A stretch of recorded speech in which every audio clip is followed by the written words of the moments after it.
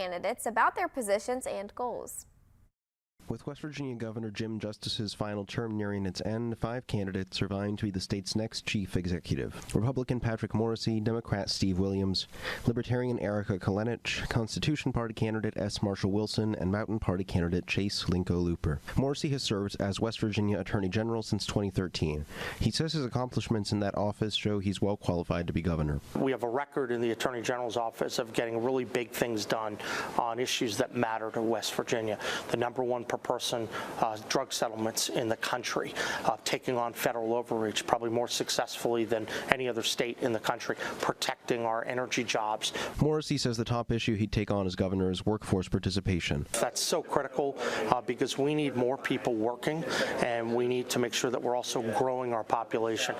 It's not sustainable if West Virginia is 49th or 50th in terms of workforce participation. So we have to change the conditions that operate in West Virginia.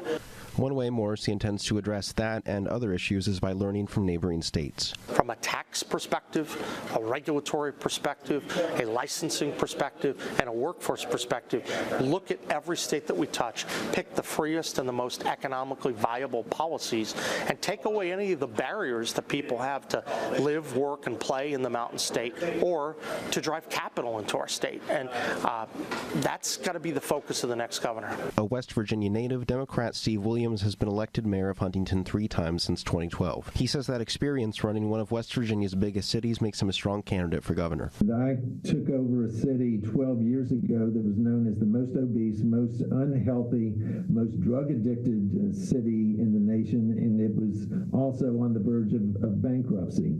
The city that we have now is far different from the city that I took over as mayor. If elected, Williams says there are 3 different areas of infrastructure he'd focus on improving across the state. We have to make sure every resident in the state of West Virginia has access to clean water. Secondly, I think we have to pay particular attention to the highways. High-speed broadband has to be assured in every mountain, every holler, every river valley, every town in the state. Williams thinks improving education has to play a foundational role in addressing numerous other issues in the state. He believes public education in West Virginia is threatened by privatization. We have to stop the privatization of public education. We have Hope scholarships that are paying for children to go into a private school in another state. Constitution Party candidate S. Marshall Wilson served in the House of Delegates from 2016 to 2020, representing District 60.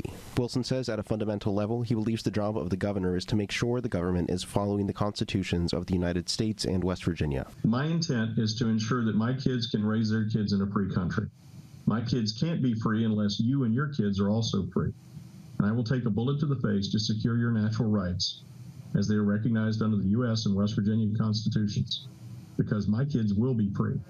Wilson says his administration would start by placing the executive branch under serious scrutiny. I intend to audit every single function of the executive branch, and then as I'm conducting the audit, to make policy changes, update policies, make personnel changes if necessary, fire and replace people who don't seem to want to get with the program and don't want to uphold the principles. Wilson says he would like to see the abolishment of the Public Employees Insurance Agency, with the money for the program going into the paychecks of state employees. Public employees are smart, educated people. They're grown-ups. They can make their own decisions about insurance. They don't need the legislature or a board of bureaucrats making those decisions for them. What they need to do is they need to come together. In addition to putting PEIA funds back into employee salaries, Wilson says he wants cost of living pay increases. Libertarian gubernatorial candidate Erica Kenich is an attorney based in Buchanan. She says she's running because she wants kids in West Virginia to feel as though they can have a prosperous future in the state. I thought it was sad that our state was headed in a direction where our kids are taught either, intentionally or unintentionally by our folks, by their parents, by everyone, that they have to leave for success, that they have to leave for culture, that they have to leave to find jobs. Kenich says she believes the state faces myriad interconnected issues.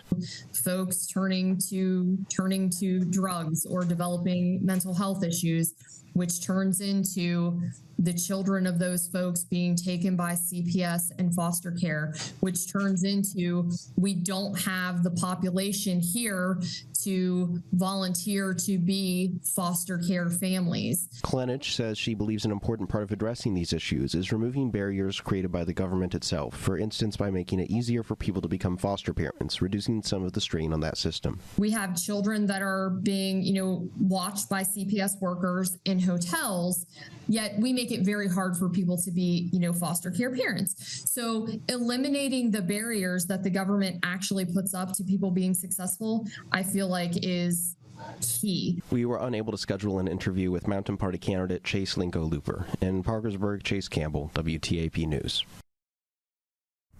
And coming up next, the staff at Jefferson